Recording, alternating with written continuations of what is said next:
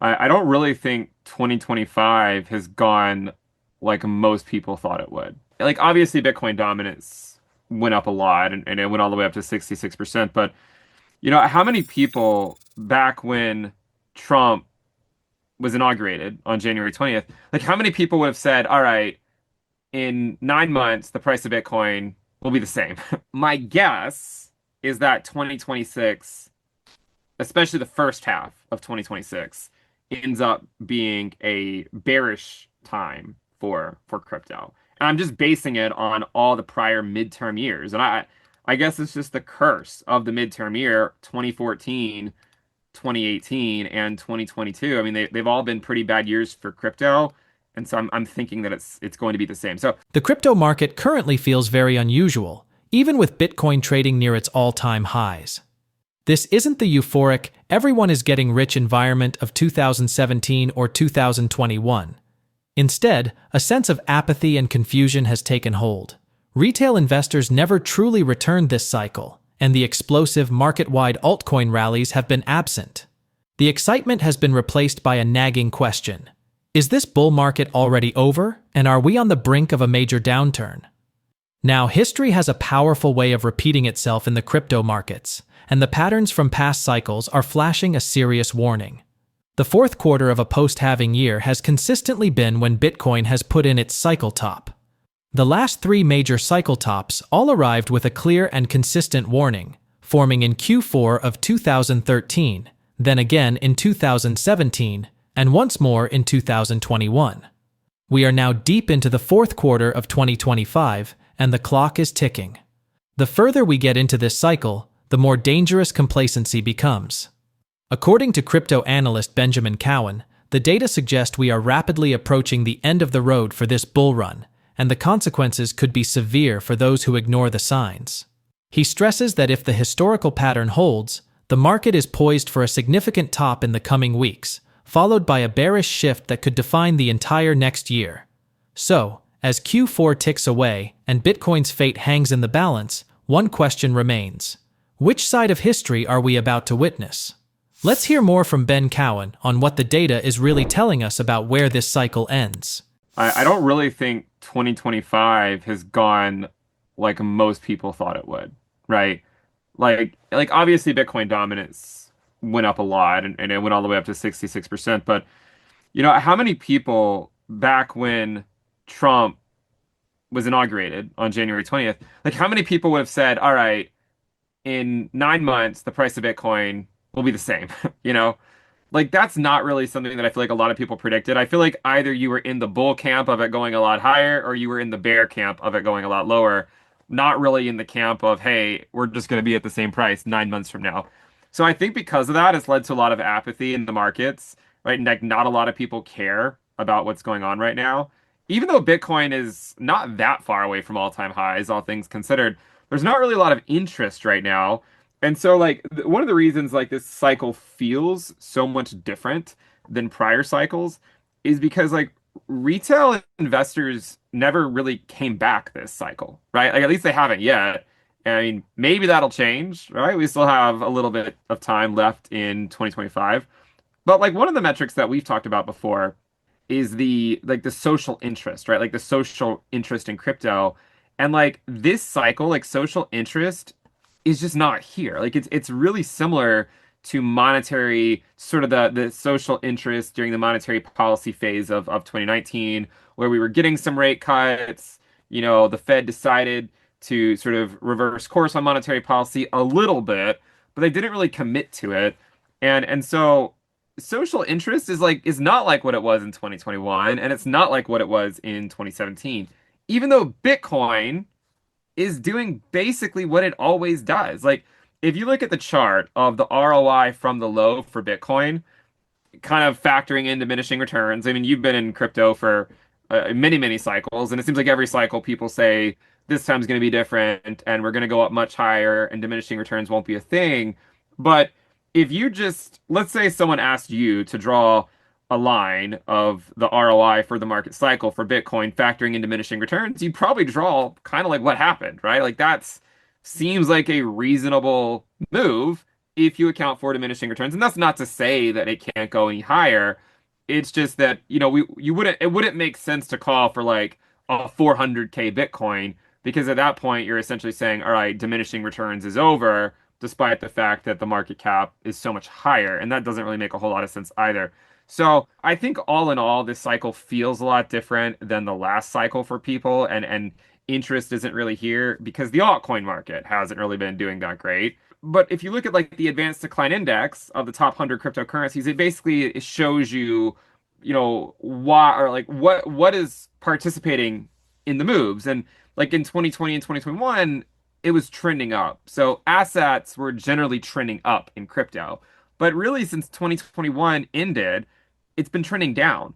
So what that suggests is that this is more so like this entire bull market has been more so because of a concentration in only a few cryptocurrencies, obviously Bitcoin being one. And then at various points in the cycle, you had certain ones doing well, like Solana did well in 2023 and 2024. We saw Ethereum doing pretty well earlier this year. We just saw BNB doing relatively okay just a few weeks ago, putting in all-time highs. And late last year, XRP was doing well. So like we've seen different cryptocurrencies do well, but we haven't seen them all do well at the same time. And because of that, it's led to a cycle where people keep like a lot of people just keep being in the wrong thing, right? They keep chasing something and then something else goes up. It's not the entire market. And so it's generally just led to this sense of apathy. But as I've said before, and really Bitcoin dominance was kind of the way to understand this is it's not like in terms of Bitcoin valuations of altcoins, this time has not been different. In fact, this is going to sound crazy, but to some degree, it feels like we live in a simulation because, you know, all Bitcoin pairs, this includes Ethereum, so we're looking at total two minus USDT divided by Bitcoin, but all Bitcoin pairs are around zero point 0.6, right? And of course, like that's going to change, you're going to fluctuate. But let's just say they're around zero point 0.6. Not I mean like if you remove Ethereum it's 0.38, right? But if you include Ethereum it's at point point 0.6. Same exact valuation as exactly 8 years ago, right? In late 2017. Like they're the same valuation back then as they are today. This is the reason why Bitcoin dominance has been important is that if you just kind of assumed that, so the mistake that a lot of people made was assuming that altcoins were going to get this massive capitulate or this massive um, capitalization phase where they're going to go up against Bitcoin and up only. But I think the argument was always no, that already happened a few years ago. We're just in the phase where they're potentially oscillating against Bitcoin at best. And what you'll notice back then is that all Bitcoin pairs found a low in early November and then again in early December. So, if you're looking for like short-term moves in the altcoin market and Bitcoin dominance, like you're probably going to see alt Bitcoin pairs bounce a little bit in November. But a lot of times, even though that might be the case, a lot of times as you go into December, Bitcoin takes that liquidity right back again, right? And I Hmm. mean, that's kind of been the story of this entire cycle. So, yeah, I mean, like Bitcoin dominance has done really well. It probably will continue to do well. I mean, obviously, with monetary policy shifting and the Fed funds rate getting closer to the neutral rate, like, the bull case for Bitcoin dominance is going to start to evaporate, especially as we get, closer to the end of the year and especially as we continue to go on. But yeah, like I mean, it's been a really easy cycle in the sense of all you had to do was buy Bitcoin and hold on to it because it's going to outperform most everything else. So this is total 2 minus USDT divided by Bitcoin. And right now they're at zero point 0.6. And again, this exact same time in 2017, they're at the same valuation, right? Same exact valuation.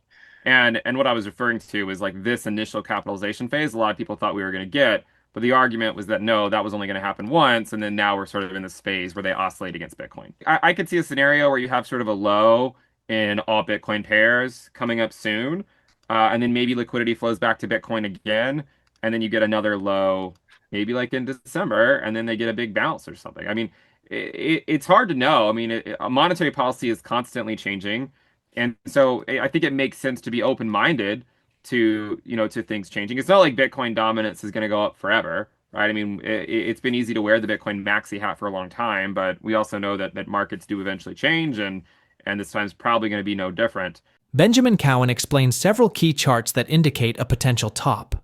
Bitcoin's dominance soaring to 66% indicates that this has largely been a Bitcoin-only cycle, with most altcoins severely underperforming. The social interest in crypto is at an all-time low, resembling nothing like the frenzy of prior bull market peaks. Most alarmingly, the advance index for the top 100 cryptocurrencies has been trending down since 2021.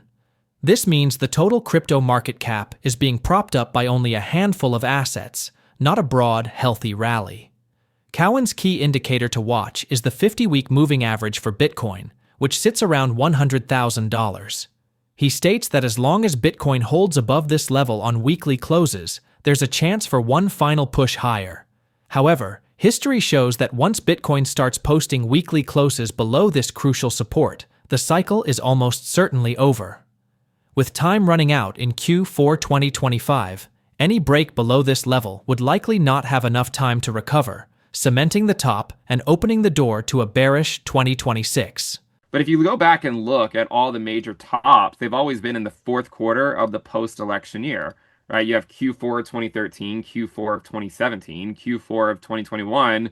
And so the argument is like, well, if it's not broke, why fix it? And maybe we just have another top in Q4 of 2025. The difficult part is that in all these other prior cycles, we had all these there was euphoria, right? There was euphoria there. And even last cycle, a lot of the indicators that people created to try and predict tops were going off in April of 2021. And like none of them have gone off this cycle, not a single one that I know of. The only things that are starting to sort of flash warnings are the time-based metrics, right? And what I mean by that is if you look at like the ROI of Bitcoin from the low, it's been a good cycle, right? It's been a good cycle. And again, this purple line, as I was asking earlier, like if you were to draw a line suggesting like what could the ROI be for this cycle with diminishing returns, like you maybe would have drawn something similar to what the purple line has been so far. And here's the thing, if you look at it like this, it looks like the cycle spent, right? If you measure it from the low. But if you measure it from the high, if you go ROI after cycle peak, and you look at this cycle compared to the 2017 cycle, there's still a chance, there's still a chance we have another move left in us. I think the way I would think about it is like this, though. If this does end up shaping out to be like the 2019 move, where Bitcoin like tops, but it doesn't top on euphoria, right? What happens is that then if it doesn't top, and by the way, Bitcoin could go to 140K and there's still not really be a lot of euphoria. I mean, if it can go to 126K without euphoria, what's going to change at 140, But the point is if euphoria doesn't come back, if altcoins don't really start to rally against Bitcoin, then I think you have to start to look closer at this move over here where you had this like top that was not on euphoria, and then you ended up getting a slower decline following that top. So what I think is going to happen is this, and I'm just being completely transparent with people. I think as long as Bitcoin stays above the 50-week moving average on weekly closes, it's prudent to still be somewhat optimistic about the market, right? There's still a chance that Bitcoin could rally up into a new all-time high into December, right? Like there's still a chance that happens. But I think because it's the fourth quarter of the post-halving year, if we think we have a shot clock and we think that the cycle is going to end in this quarter, then if you start getting weekly closes below the 50-week moving average, I just don't know that we're going to have enough time to like really repair that and then go into another rally. Because if you look at all prior cycles, the cycle was over after you had weekly closes below the 50-week moving average, right? Like that was kind of a hallmark sign that, hey, the cycle is over. And this cycle, you can see that every time Bitcoin has gone to the 50-week moving average, it has found support, right? Like anytime it's gotten close to it, it's ultimately found support. So that's kind of like my like my sort of the bellwether that I'm trying to use. And by the way, the 50-week moving average is around, it's a little over 100K. So, I mean, really, if you start getting like a weekly closes below 100K, the cycle's probably over at whatever point that happens. Um, but I think for me, like I've tried to remain optimistic for a while now, and hope that we can go up a little bit more.